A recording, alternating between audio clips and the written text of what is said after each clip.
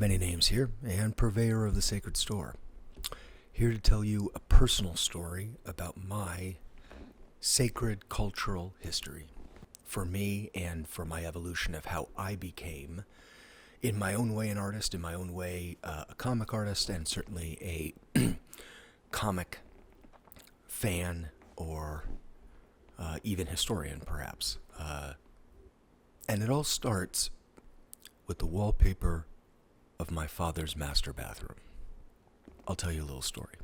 When I was a child, my father had a home in the Oakland Hills that started as a very simple home when he bought it in the mid-70s, and he spent a lifetime expanding it to the now multi-level home that it is now.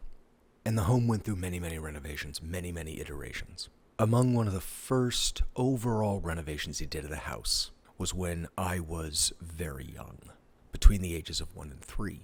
During that renovation, he decided to wallpaper the half bath of his master suite with comic covers.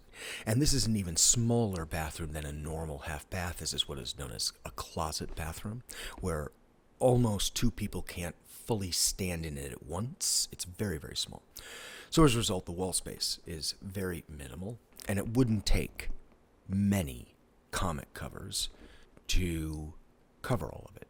So my father, over a relatively brief period of time, handful of months, went to a flea market. It was not the famous one now that is held but feet away from the Oakland Coliseum. This was a flea market that was famous in the 70s and 80s that was held in Alameda. My father would go there on the weekends, and he would search for comic covers that he thought would work well and would be sensational and would be interesting and would be worth staring at over a long period of time, and as a result would work as a set of wallpaper. And he would buy these comics, 10 for $1, in a big bundle. And then he stripped them off, and he asked his friend, a carpenter who had experience in these things, to lay them out and then, with a chemical treatment, implant them on the wall.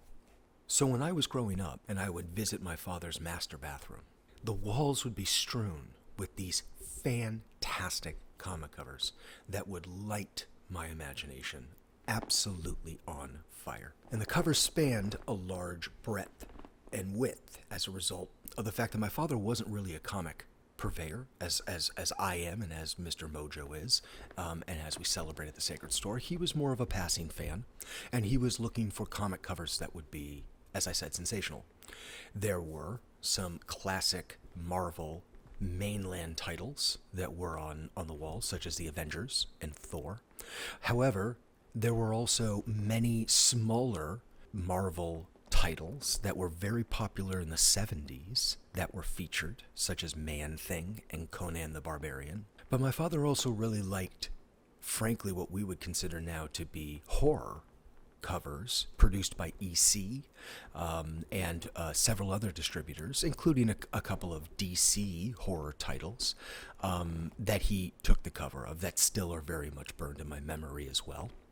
Titles like Tales from the Crypt by EC and Weird Tales as well. And so, for the first 10 years of my life, whenever I went into my father's master bathroom to learn about how to clip my nails, to learn about how to brush my teeth, to pretend to shave along with my father, I would look up and I would see this cavalcade of amazing images strewn all over the walls.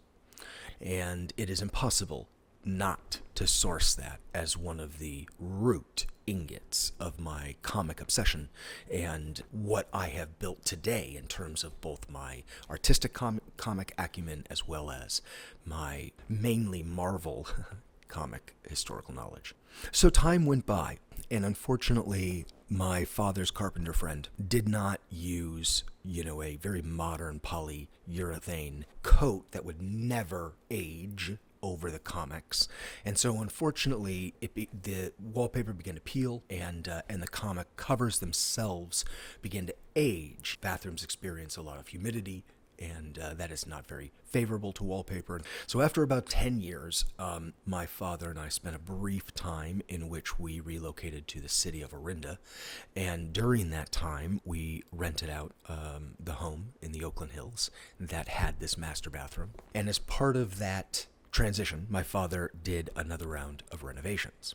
Now, during that round of renovations, he covered up the comic covers with a wood paneling that was essentially designed to renovate the bathroom. Now, the comic covers were not stripped away. They are there, forever entombed behind the wood paneling. They have not seen the light of day since, I believe it's sometime in the middle of 1991 was the time that those renovations were done. Fast forward now to the 21st century. Nostalgia obviously is a big part of what fuels the internet, but one of those sites that is really maybe more for that than anything else is a site called Pinterest. I source it a lot for artistic reference or inspiration, and while I was on that site searching old comic covers, while doing research for a comic cover myself that I was creating, I happened to stumble upon a cover that was on my father's bathroom wall. And when seeing it for the first time in what at that moment would have been nearly 25 years, it hit me like a lightning bolt from Zeus himself. And in that moment I realized what a joy it was to see that comic cover for the first time in so long. I cannot undersell to you how much I spent time memorizing every one of those comic covers. Your parents' bathroom, when you were a small child, is the source of wonder. It's where you learn about the world. It's where you learn about being human, for Christ's sakes. And to have those memories mixed with those comic covers make those covers sacred to me on the most rudimentary of levels. And so, to have found that cover on that social media site suddenly just lit a fire in me that I wanted to find as many of those comic covers again as I could. And so, through the power of the internet, I started to be a small detective or sleuth, and I would search by titles I knew that were on the wall, archives like Marvel's archives and DC's archives. I would just go through reams and reams of covers. I knew there was an Aquaman cover. I probably looked at 300 Aquaman covers till I found the correct one.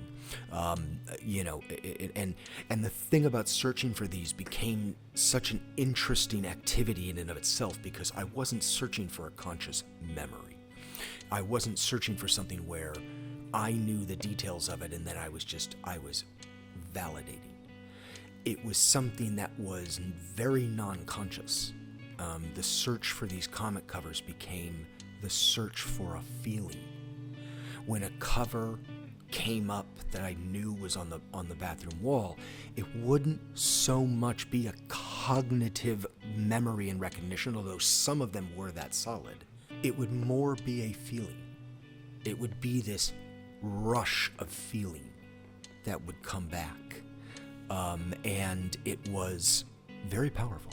So, year by year, I searched these various websites. I searched various comic book archives for the various different covers that I knew had been on my father's bathroom wall.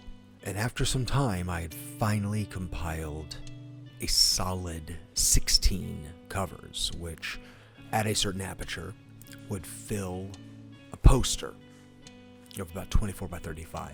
I have a pattern of putting together these backlit posters where light lights them from the back and they light up. And so I bought a very specific frame that would backlight this, and I took it to my father's. And I set it up and I plugged it in and I turned it on. And it was amazing to watch his face at first. You know, he just looked at it as an impressive piece of comic collection cover art. You know, he wasn't really. And then I watched, as the transformation kind of happened. And he looked at me and said, are these the comic covers from my wall? And I said, yeah, Dad, yeah. And he kind of paused and he said, how did you do this?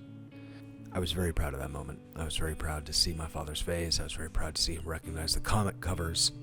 I was very proud to have him have that moment where seeing them took him back in history in the same way it took me back in history. So this is the story of the comic covers on my father's bathroom wall story, and how I recollected them, turned them into a backlit poster that is now in my bathroom. So, thank you everyone for joining me. This certainly was a unique trip down memory lane, and a unique memory exercise, if nothing else. It brought me a tremendous amount of joy. Told the story to a few people. I think they got a kick out of it. And so I thought for sure I would share it here at the Sacred Store, because I think it is a story about what or how culture can be sacred to each of us. So thank you for joining me. I very much appreciate it. It's our job to tell you what is sacred to us.